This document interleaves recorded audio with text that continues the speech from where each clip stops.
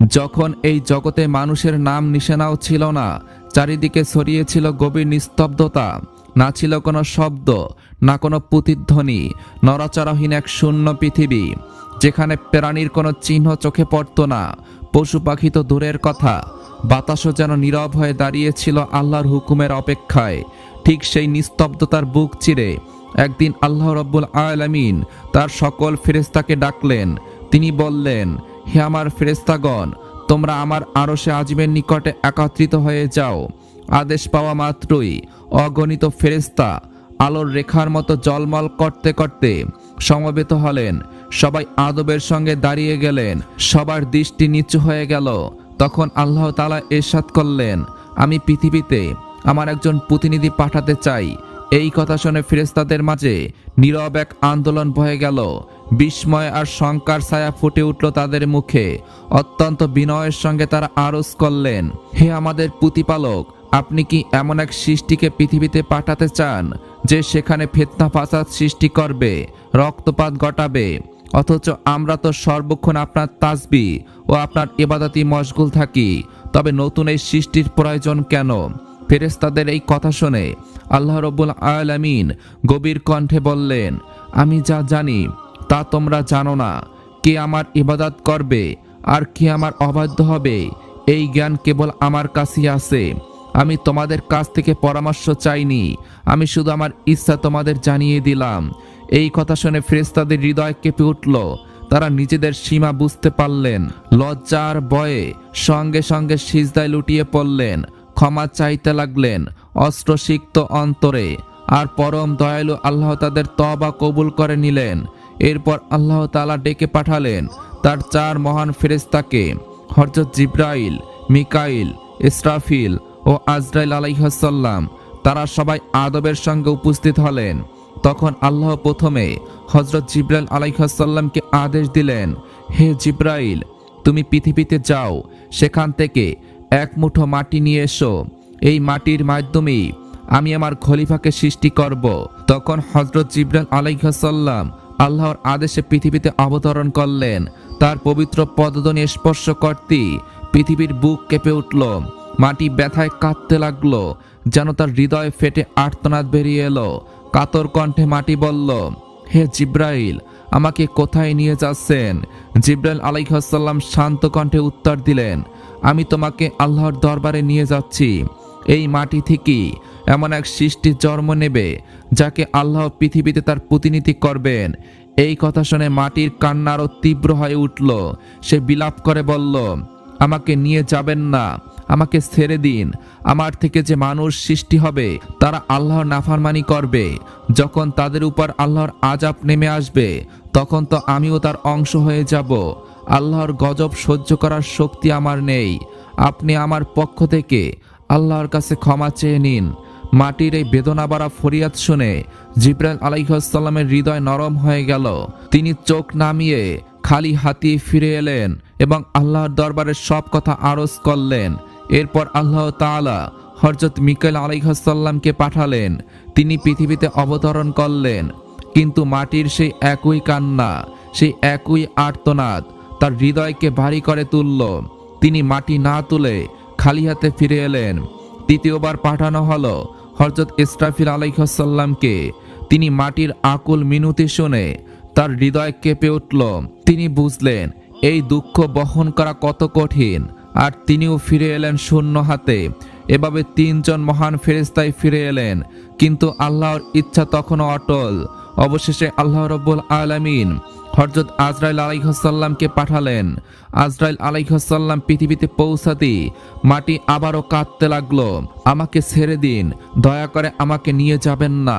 তখন আজরাইল আলাইহিস সালাম ধীর কণ্ঠে বললেন, হে মাটি, এবার তোমার কথা আমি মানতে পারছি না। আমাকে আমার রবের আদেশ দেওয়া হয়েছে, আর আমি কখনই তার আদেশ অমান্য করি না। এই কথা বলি তিনি মাটি তুলে নিলেন এবং আল্লাহর দরবারে হাজির হলেন।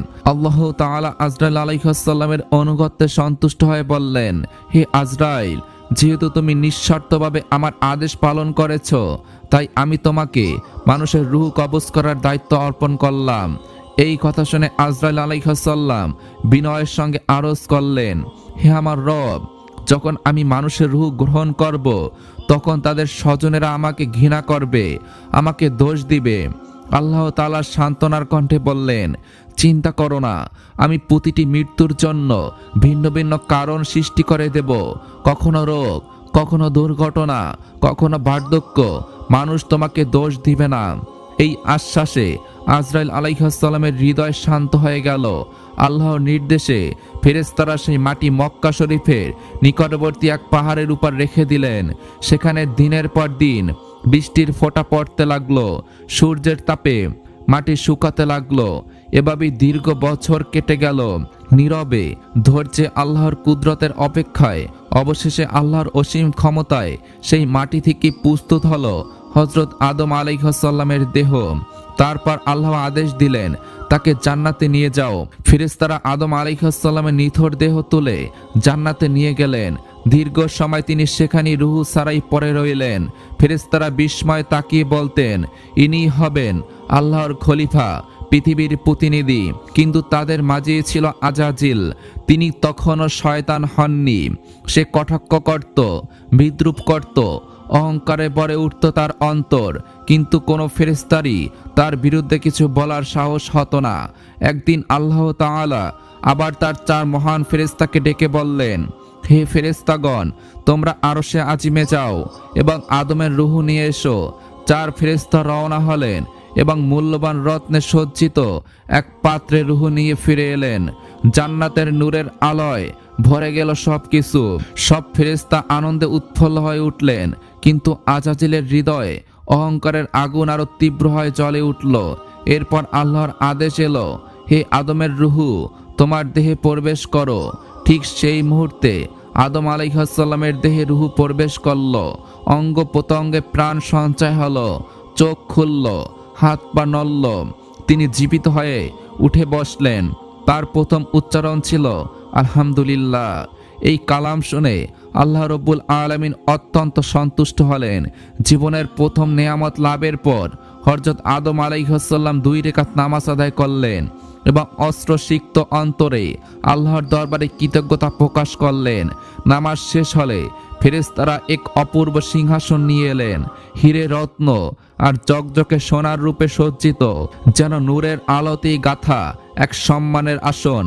আল্লাহর আদেশে হযরত আদম আলাইহিস সালামকে সেই সিংহাসনে বসানো হলো।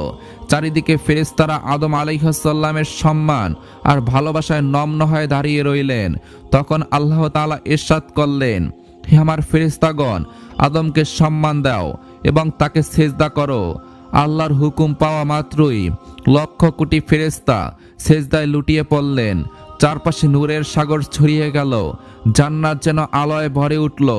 কিন্তু যখন ফেরেশতারা সিজদা থেকে মাথা তুললেন, তারা দেখলেন শুধু একজনই দাঁড়িয়ে আছে। সে হলো আজাজিল। তার মুখে তখন ঘৃণা, অহংকার আর জেদের ছাপ স্পষ্ট। আল্লাহ তাআলা তখন কঠোর কণ্ঠে জিজ্ঞাসা করলেন, হে আজাজিল, তুমি আমার আদেশ মানলে না কেন?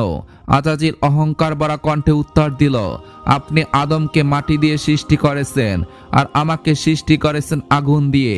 আগুনের স্বভাব উপরে ওঠা আর মাটির স্বভাব নিচে নামা। তাই যদি কেউ সেজদার যোগ্য হয়, তবে আদমেরই উচিত আমাকে সেজদা করা। আমি কেন তাকে সেজদা করব? এই কথা আল্লাহ রাব্বুল আলামিনের গজবকে আরো উস্কে দিল। আল্লাহ তাআলা বললেন, হে নাফরমান, আমার দরবার থেকে বেরিয়ে যা। তুই আমার আদেশের অবমাননা করেছ। তুই অভিশপ্ত এবং চিরদিনের জন্য বিকৃতিদের অন্তর্ভুক্ত। ঠিক সেই মুহূর্তে সে ছিল ফেরেশতাদের সর্দার, আর সেই দিন থেকে সে ইবলিস শয়তান নামে পরিচিত হলো। জান্নাত থেকে তাকে বের করে দেওয়া হলো। শয়তান কাঁদতে লাগলো।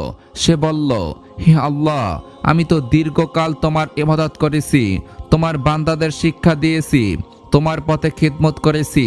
আজও আমি তোমার রহমতের আশায় আছি। আমার একটি দোয়া কবুল করো। আল্লাহ তাআলা জিজ্ঞাসা করলেন, তুমি কি চাও? তখন শয়তান বলল, হে মালিক, আমাকে কিয়ামত পর্যন্ত জীবন দান করুন।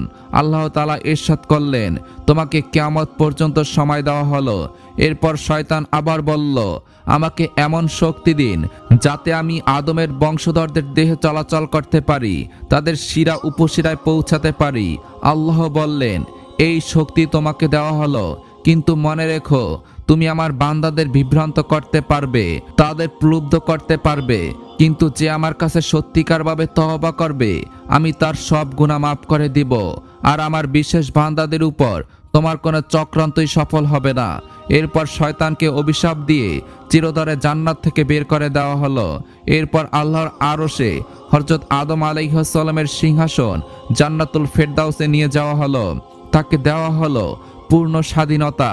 তিনি জান্নাতের সব নিয়ামত উপভোগ করবেন, খাবেন, পান করবেন, ঘুরে বেড়াবেন, বিশ্রাম নিবেন। কিন্তু এত নিয়ামতের মাঝেও আদম আলাইহিস সালামের হৃদয়ে এক অদ্ভুত শূন্যতা বাসা বেঁধেছিল। তিনি একা একা বসে ইবাদতে মগ্ন থাকতেন। নীরব জান্নাতের আলোয়ও তার মুখে বিষণ্ণতার ছায়া স্পষ্ট হয়ে উঠত। আল্লাহ তাআলা তার বান্দার এই নিঃশব্দ কষ্ট জানতেন। তাই তিনি হযরত জিবরাইল আলাইহিস সালামকে পাঠালেন। জিবরাইল আলাইহিস সালাম মুস্কি হেসে জিজ্ঞাসা করলেন, হে আদম, জান্নাত আপনার কাছে কেমন লাগছে? আদম আলাইহিস সালাম নরম কণ্ঠে বললেন, জান্নাত অত্যন্ত সুন্দর, চারদিকে শান্তি, নিয়ামত আর নূর, কিন্তু আমার হৃদয়ে এক অদ্ভুত অভাব অনুভূত করি, যার নাম আমি নিজেও জানি না। জিবরাইল আলাইহিস সালাম সিগ্ন কণ্ঠে বললেন, হে আদম, আমি বুঝতে পারছি আল্লাহ আমাকে এই কারণেই পাঠিয়েছেন। খুব শীঘ্রই আপনার এই শূন্যতা পূর্ণ করা হবে। পরদিন ফজরের আগ মুহূর্তে যখন আদম আলাইহিস সালাম হালকা নিদ্রায় ছিলেন, তখন আল্লাহর আদেশে জিবরাইল আলাইহিস সালাম তার কাছে এলেন। তিনি আদম আলাইহিস সালামের বাম পাশ থেকে একটি পাঁজরের হাড় বের করলেন, তাতে চামড়া ও মাংস পরালেন। এভাবেই শুরু হলো এক নতুন সৃষ্টির ইতিহাস। সেই হাড় নূরে ভরে উঠল, আর অল্প সময়ের মধ্যেই তার রূপ নিল এক পবিত্র সুন্দর নারীতে, যার মুখ চাঁদের চেয়ে উজ্জ্বল, যাকে দেখে মনে হতো জান্নাতের সমস্ত আলো যেন তার দেহ থেকে বিচ্ছুরিত হচ্ছে। জিবরাইল আলাইহিস সালাম তখন মুস্কি হেসে বললেন, হে আদম, উঠে বসুন। আদম আলাইহিস সালাম জেগে উঠলেন। সেই নুরানি সত্তাকে দেখে তিনি বিস্ময় অভিভূত হয়ে গেলেন। তার চোখে ফুটে উঠল দয়া, প্রশান্তি আর ভালোবাসা। তাকে দেখা মাত্রই আদমের হৃদয়ে এমন এক শান্তি নেমে এলো, যে শান্তি তিনি আগে কখনো অনুভব করেননি। জিবরাইল আলাইহিস সালাম বললেন, হে আদম, ইনি আপনার সহধর্মিণী বিবি হাওয়া আলাইহিস সালাম। এই কথা শুনতে আদম আলাইহিস সালামের মুখে হাসি ফুটে উঠল। মুহূর্তেই তার হৃদয়ের সব শূন্যতা দূর হয়ে গেল। তাফসিরে বর্ণিত আছে, পৃথিবীর সব নারীর মধ্যে সর্বাধিক সৌন্দর্য দান করা হয়েছিল বিবি হাওয়া আলাইহিস সালামকে। নূর আর পবিত্রতার গড়া সেই রূপ চোখে পড়লে হৃদয় নরম হয়ে যেত। হযরত আদম আলাইহিস সালাম দীর্ঘক্ষণ তার দিকে তাকিয়ে রইলেন। তিনি ধীরে ধীরে তার দিকে এগিয়ে যেতে চাইলেন। ঠিক তখনই হযরত জিবরাইল আলাইহিস সালাম তাকে থামিয়ে দিয়ে বললেন, হে আদম, নিকাহ ছাড়া আপনার জন্য তার কাছে যাওয়া বৈধ নয়। প্রথমে আল্লাহ তাআলার কাছে নিকাহের দোয়া করুন। আদম আলাইহিস সালাম সঙ্গে সঙ্গে মাথা নত করলেন। বিবি হাওয়া আলাইহিস সালামের সঙ্গে নিকাহের জন্য অস্ত্রসিক্ত অন্তরে আল্লাহর দরবারে দোয়া করলেন। আল্লাহ তাআলা তার দোয়া কবুল করলেন এবং ইরশাদ করলেন, হে আদম, আমি তোমার ও হাওয়ার নিকাহ সম্পূর্ণ করে দিলাম। এখন তুমি তোমার স্ত্রী মোহর আদায় করো। আদম আলাইহিস সালাম বিনয়ের সঙ্গে আরজ করলেন, হে আমার রব, মোহর কি হবে? আল্লাহ রব্বুল আলামিন বললেন, তোমার মোহর হলো আমার প্রিয় হাবিব হযরত মুহাম্মদ সাল্লাল্লাহু আলাইহি ওয়াসাল্লামের উপর কয়েকবার দুরূদ শরীফ পাঠ করা। এই কথা শুনে হযরত আদম আলাইহিস সালামের হৃদয় ভালোবাসা ও সম্মানে ভরে উঠল। তিনি পূর্ণ মনোযোগ ও গভীর শ্রদ্ধায় নবীজি সাল্লাল্লাহু আলাইহি ওয়াসাল্লামের উপর দুরূদ পাঠ করলেন। আর সেই সাথে সাথেই মানব জাতির প্রথম নিকাহ সম্পন্ন হলো। এরপর আল্লাহ তাআলা আদম ও হাওয়া আলাইহিস সালামকে জান্নাতের সব নিয়ামত ব্যবহারের অনুমতি দিলেন। তিনি বললেন, হে আদম, হে হাওয়া, জান্নাতের সব নিয়ামত তোমাদের জন্য। তোমরা ইচ্ছামতো খাও, পান করো, উপভোগ করো, কিন্তু এই একটি গাছের কাছেও যেও না এবং এর ফল কখনই খেও না। বলা হয়ে থাকে সেই গাছটি ছিল নিষিদ্ধ বৃক্ষ। এরপর আদম হাওয়া আলাইহিস সালাম জান্নাতে শান্তি, ভালোবাসা ও আনন্দের সঙ্গে জীবনযাপন করতে লাগলেন। কিন্তু অন্যদিকে অভিশপ্ত শয়তান তখন নীরবে ধ্বংসের ষড়যন্ত্র আঁকতে শুরু করেছে। জান্নাত থেকে বিতাড়িত হওয়ার পর তার অন্তরে জ্বলে উঠেছিল প্রতিশোধের ভয়ঙ্কর আগুন। সে জান্নাতের বাইরে বসে প্রতিটি মুহূর্ত শুধু একটাই চিন্তা করত, কিভাবে আদম ও হাওয়াকে পথভ্রষ্ট করা যায়, কিভাবে তাদের দিয়ে আল্লাহর নাফরমানি করা যায়। মূলত আল্লাহর আদেশ ভঙ্গ করানোই ছিল তার মূল বিষয়। নিজের পুরনো ইবাদত, জ্ঞান, দোয়া ও অজিফাগুলো সে একে একে স্মরণ করতে লাগলো। অনেক সাধনা, অনেক কুটচালের পর অবশেষে সে জান্নাতের সীমানার কাছাকাছি পৌঁছে গেল। সেখানে এসে সে দেখল একটি সুন্দর ময়ূর জান্নাতের প্রাচীরের উপরে বসে আছে। নূরের আলোয় তার পালক ঝলমল করছে। ময়ূর শয়তানকে দেখে জিজ্ঞাসা করলেন, তুমি কে? শয়তান মিথ্যার আশ্রয় নিয়ে বলল, আমি একজন ফেরেশতা, জান্নাতে প্রবেশ করতে চাই। তখন ময়ূর বলল, হযরত আদম আলাইহিস সালাম এখানে উপস্থিত আছেন, তার থাকতে অন্য কাউকে ভিতরে ঢোকার অনুমতি নেই। শয়তান নরম মধুর কণ্ঠে বলল, আমার উপর দয়া করো, যদি তুমি আমাকে সাহায্য করো আমি তোমাকে এমন এক দোয়া শিখিয়ে দেব যার ফলে তুমি কখনো বুড়ো হবে না, কখনো মরবে না এবং চিরকাল জান্নাতে থাকবে। লোভের ফাঁদে পড়ে ময়ূরের অন্তর কেঁপে উঠল। শয়তানের মিষ্টি কথা আর রহস্যময় দোয়ার লোভ তার মন গলিয়ে দিল। শেষ পর্যন্ত সে শয়তানকে বলল, জান্নাতের ভিতরে প্রবেশের গোপন পথ। সেই পথেই পাহারায় ছিল একটি সাপ। ময়ূর সাপকে সব কথা খুলে বলল। সাপ শয়তানের দিকে তাকিয়ে গম্ভীর কণ্ঠে জিজ্ঞাসা করলেন, তুমি কে আর কেন জান্নাতে প্রবেশ করতে চাও? শয়তান আবারও মিথ্যা বলল, আমি একসময় আরশের নিচে বাস করতাম, সেখানে আমি এমন এক দোয়া শিখেছি যার মাধ্যমে সব ইচ্ছা পূরণ হয়। যদি তুমি আমাকে ভিতরে নিয়ে যাও আমি সেই দোয়া তোমাকে শিখিয়ে দেব। সাপও লোভে পড়ে গেল। তবে সে বলল, আদম আলাইহিস সালাম থাকতে কাউকে ভিতরে নেওয়া সম্ভব নয়। ঠিক তখনই শয়তান তার সবচেয়ে ভয়ঙ্কর চাল চালল। সে ঠান্ডা কণ্ঠে বলল, যদি তুমি চাও আমি তোমার মুখের ভিতরে ঢুকে যাব, এভাবে আমরা দুজনেই জান্নাতে পৌঁছে যাব। সাপ শয়তানের এই ভয়ঙ্কর প্রস্তাবে রাজি হয়ে গেল। সে ধীরে ধীরে মুখ খুলল আর সেই সুযোগই শয়তান তার ভিতরে প্রবেশ করল, নীরবে, অদৃশ্যভাবে। এরপর সাপ জান্নাতের মনোরম পরিবেশের মধ্য দিয়ে এগিয়ে চলল। চারদিকে নূর, প্রশান্তি আর শান্তির আবহ। কিন্তু সেই পবিত্র পরিবেশের বুকে তখন লুকিয়ে আছে এক ভয়ঙ্কর ষড়যন্ত্র। অবশেষে সাপ পৌঁছে গেল বিবি হাওয়া আলাইহিস সালামের কাছে। সেখানে পৌঁছা মাত্রই শয়তান সাপের ভিতর থেকে জোরে জোরে কাঁদতে লাগলো। তার কান্না এতটাই বেদনাময় হয়ে উঠল যে জান্নাতের হুর ও গেলমানরা বিস্ময় থমকে গেল এই অদ্ভুত কান্না শুনে। বিবি হাওয়া আলাইহিস সালাম বিস্মিত হয়ে জিজ্ঞাসা করলেন, হে অপরিচিত, তুমি কেন কাঁদছো? তখন শয়তান নিজের পরিচয় গোপন করে অভিনয় করে করুণ কণ্ঠে বললেন, আমি তোমাদের পরিণতির কথা ভেবে কাঁদছি। এই কথা শুনে বিবি হাওয়া আলাইহিস সালামের হৃদয় কেঁপে উঠল। ভয় মেশানো কণ্ঠে তিনি জিজ্ঞাসা করলেন, আমাদের পরিণতি কি হবে? শয়তান দীর্ঘশ্বাস ফেলে বলল, আল্লাহ তাআলা খুব শীঘ্রই তোমাদের দুজনকে জান্নাত থেকে বের করে পৃথিবীতে পাঠিয়ে দেবেন।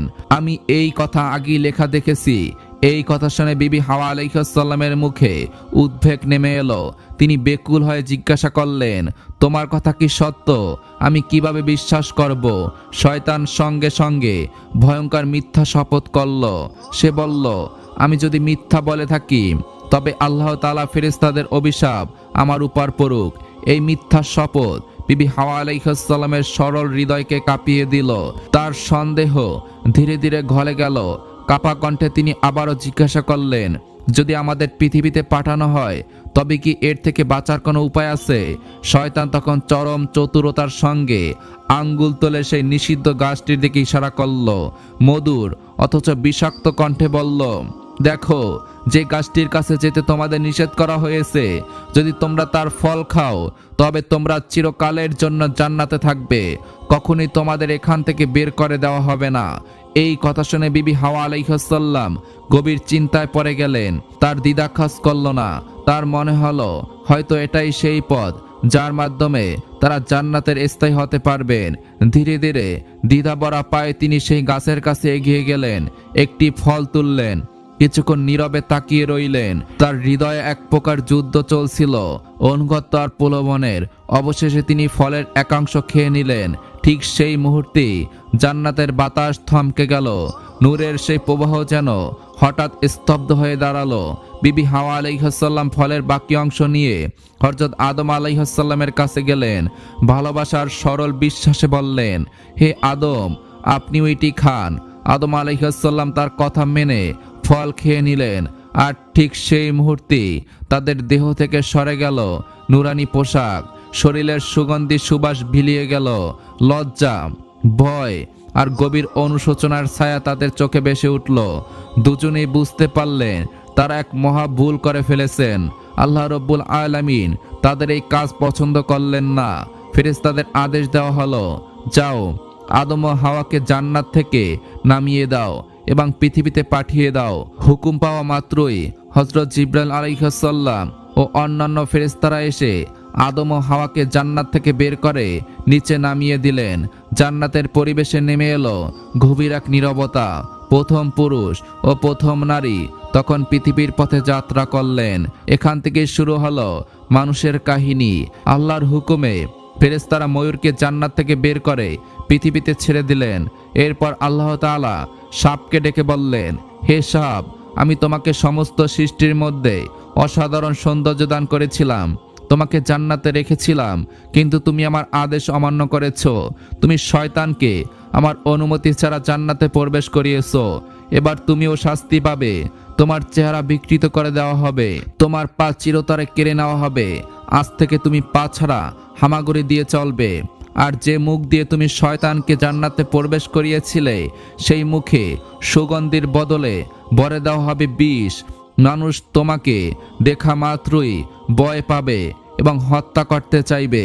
আল্লাহর আদেশে ফেরেশতারা সাপকেও জান্নাত থেকে বের করে পৃথিবীতে নিক্ষেপ করলেন। জান্নাত থেকে বের হয়ে হযরত আদম আলাইহিসসালাম ছিলেন শরম দ্বীপের মরুভূমিতে, আর বিবি হাওয়া আলাইহিসসালাম অবতরণ করেছিলেন জেদ্দা অঞ্চলে। চারদিকে তখন না কোনো মানুষ, না কোনো শব্দ, শুধু অচেনা নীরবতা আর গভীর অন্ধকার। কিছু বর্ণনা অনুযায়ী হযরত আদম আলাইহিসসালাম ৩০০ বছর ধরে চোখের অস্ত্র জড়াতে জড়াতে এই পৃথিবীর বুকে পথ চলা চালিয়েছেন। অবশেষে আল্লাহ রব্বুল আলামিন তার দুঃখিত হৃদয়ের প্রতি মায়া হলো। তখন আল্লাহ রব্বুল আলামিন হযরত জিবরাইল আলাইহিসসালামকে আদেশ দিলেন, হে জিবরাইল, আমার বান্দা আদমের কাছে যাও এবং তাকে বলো যেন সে মক্কায় যায় এবং সেখানে আমার জন্য হজ সম্পূর্ণ করে। আল্লাহর আদেশ পাওয়ার পর হযরত আদম আলাইহিসসালাম যাত্রার জন্য বেরিয়ে পড়লেন। মুসাফিরগণ লিখেছেন, যখন আদম আলাইহিসসালাম শরম দ্বীপ থেকে মক্কার দিকে হেঁটে চললেন, আল্লাহ তাআলা তার জন্য জমিনকে এতটাই নিকটবর্তী করে দিলেন যেমন মাত্র ৩০ কদমে তিনি মক্কা শরীফে পৌঁছে গেলেন। মক্কা পৌঁছে হযরত আদম আলাইহিসসালাম জাবালে রহমতের কাছে বসে পড়লেন।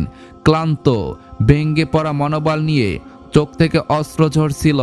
হাত তুলে তিনি দোয়া করলেন, হে আমার মালিক, আমাদের এবং আমাদের স্ত্রীর গুনাহ মাফ করো।